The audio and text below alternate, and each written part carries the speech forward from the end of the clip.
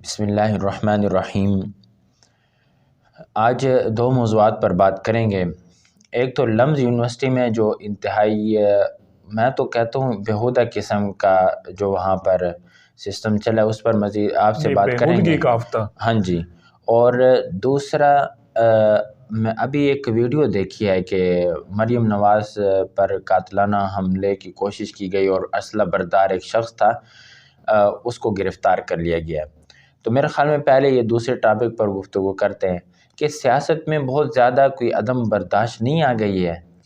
جی بالکل، یہ واقعہ جو آج یہ پیش آیا ہے اور اللہ پاک نے کسی بڑے اسے، اب یہ تو بعد میں حقائق جو بھی سامنے آئیں گے، ہمیں پوری سٹوری کا تو وہ نہیں اتنا زیادہ علم، کہ ایک شخص جو جس ٹائم ورکر کنونشن تھا راولپنڈی میں مسلم لیگ نون کا، اور اس میں مرکزی قیادت موجود تھی، مریم نواز تھی، شاہد خاقان عباسی تھے، وزیر داخلہ رانا ثناء اللہ تھے۔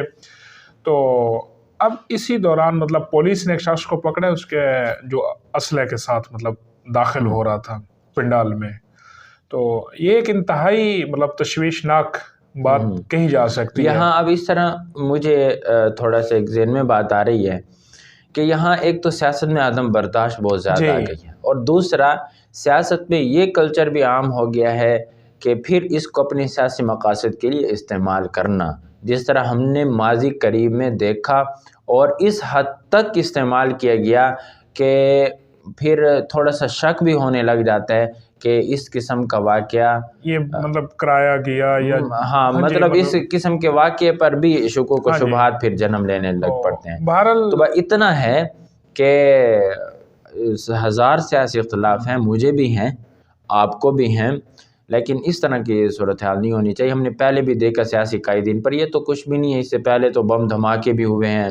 ہاں جی، پاکستان بہت سارے اپنے قیمتی سیاستدان اس میں کھو چکے ہیں۔ اچھا، اب یہ جو لمز یونیورسٹی میں ہوا ہے، آپ بتا رہے تھے کچھ، مجھے تو حقیقت یہ ہے کہ اس چیز کا علم نہیں ہے۔ یہ لمز یونیورسٹی میں آج اگر آپ دیکھیں تو آپ کو ٹویٹر کے اوپر بھی ٹاپ ٹرینڈ میں نظر آئے گا۔ اچھا، لمز یونیورسٹی پاکستان کی نمبر یونیورسٹی ہے، یہ پرائیویٹ سیکٹر سے اور یہاں تو ایڈمیشن ہونا ایک خواب سمجھا جاتا ہے نا۔ جس طرح اگر کسی پاکستانی کا ہارورڈ یونیورسٹی آکسفورڈ میں ایڈمیشن ہو تو وہ بڑا وہ ہوتا ہے، تو لاکھوں روپے یہاں پر آپ کے اخراجات ہوتے ہیں۔ نو ڈاؤٹ کہ ان کا ایک کرائیٹیریا سیٹ ہے اس کے حوالے سے، تعلیمی معیار کے حوالے سے، لیکن اس میں کچھ عرصہ پہلے بھی مجھے ان کا ایک یاد ہے کہ انہوں نے ایک ایونٹ اس طرح منایا تھا، اور وہ دن منایا تھا۔ اب انہوں نے ویک منانے کی کوشش کی جی، کوشش کیا کی، بلکہ آغاز کر دیا۔ وہ ویک ہے جی بالی ووڈ ویک۔ اچھا، اب بالی ووڈ کیا ہے، اور اب اس میں ہمارا جو ایک تو یہ ہے نا کہ ہمیں شاید سننے والے یہ بھی کہیں کہ جی دو مولوی بیٹھ کے وہی فرسودہ باتیں، اور وہ کیا بولتے ہیں اس کو۔ آپ تو مولوی نہیں ہیں، آپ تو وہیں سے پڑھ کے آئے ہیں۔ نہیں، اب میں بھی شاید آپ کی کیٹیگری میں شمار ہوں، یہاں چہرے کو بھی تو وہ فوکس کیا جاتا ہے نا۔ تو اب یہ بات آپ کے سامنے کہ دوسرا کیا بولتے ہیں اس کو جو ہمیں کہا جاتا ہے غار۔ ویسے ہمیں دیکھتے ہوئے تو کوئی نہیں کہہ سکتا کہ پاکستان میں ملا اور مستر کی تفریق، ملا اور مستر کی تفریق ہے۔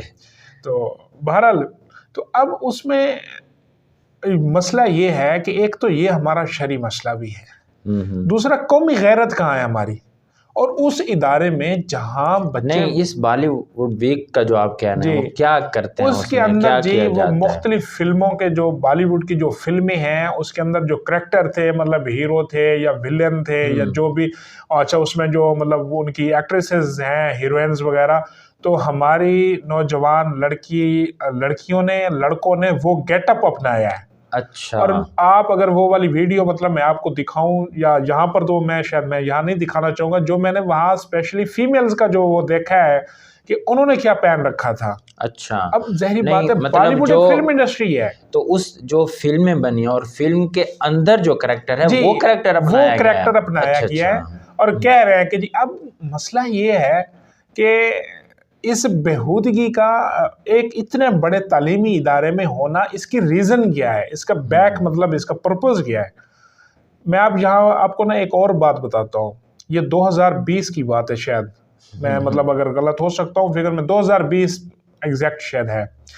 اس میں لمز یونیورسٹی کے ایک وفد نے ربوہ کا دورہ کیا تھا، قادیانی جو مطلب وہ ہے مرکز ہے، تو لمز یونیورسٹی کے اسٹوڈنٹس وہاں گئے تھے اور باقاعدہ اس کے بعد ٹویٹر کے اوپر اور سوشل میڈیا کے اوپر کچھ پوسٹس آئی تھیں. اچھا. اور وہ پوسٹ متنازع تھیں، آئین کے خلاف تھیں، اور وہاں مطلب انہوں نے کہا تھا کہ ہم اس لیے آئے ہیں، یہ انسانی ہمدردی ہے اور ہمدردی کے خاطر ہم.